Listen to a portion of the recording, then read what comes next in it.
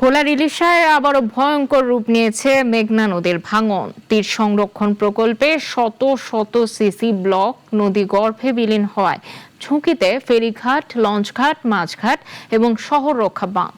কোটি কোটি টাকা খরচ করা ব্লক ধসে পড়লেও বাঁধকে রক্ষায় স্থায়ী সমাধান মিলছে না বলে অভিযোগ স্থানীয়দের। মোহাম্মদ বিল্লাল নাফিজের রিপোর্ট, জানাচ্ছেন শাশ্বতী সরকার। বর্ষার প্রবল স্রোতে উত্তাল হয়ে উঠেছে মেঘনা নদী। উজানের ঢলে অস্বাভাবিক পানি বৃদ্ধি ও তীব্র স্রোতে ভোলার সদর উপজেলার ইলিশা পয়েন্টে নতুন করে শুরু হয়েছে ভাঙন। সম্প্রতি প্রায় ৩০ মিটার এলাকা জুড়ে ৪ স্তরের শত শত সিসি ব্লক তলিয়ে গেছে নদীগর্ভে। নদীর বাঁধ ধসে যাওয়া অংশের পাশেই দেখা দিয়েছে বড় ফাটল। স্থানীয়দের আশঙ্কা, দ্রুত কার্যকর ব্যবস্থা না নিলে ভাঙন ছড়িয়ে শহর রক্ষা বাঁধ, ফেরিঘাট, লঞ্চঘাট ও আশেপাশের গুরুত্বপূর্ণ স্থাপনাও ঝুঁকির মুখে পড়বে।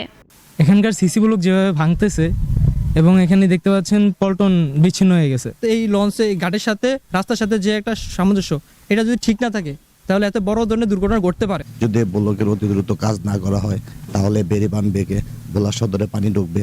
ভাঙনের মুখে ঢাকা ইলিশা নৌপথের লঞ্চঘাটের পন্টুন বিচ্ছিন্ন হয়ে যাওয়ায় সাময়িকভাবে যাত্রী ওঠানামা বন্ধ রয়েছে।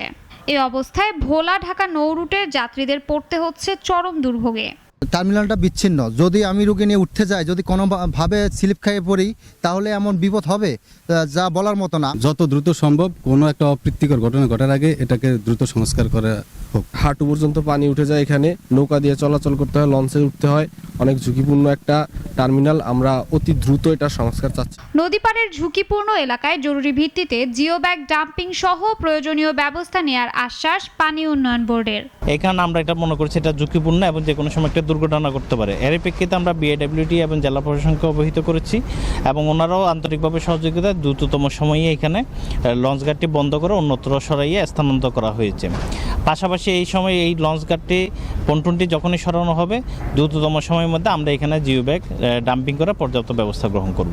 2021 সালে প্রায় 335 কোটি টাকা ব্যয়ে নির্মিত নদীর তীর সংরক্ষণ প্রকল্পে বারবার ধসের ঘটনায় নতুন করে উদ্বেগ ছড়িয়ে পড়েছে।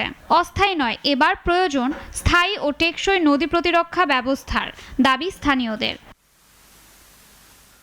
শাশ্বতী সরকার, নাগরিক।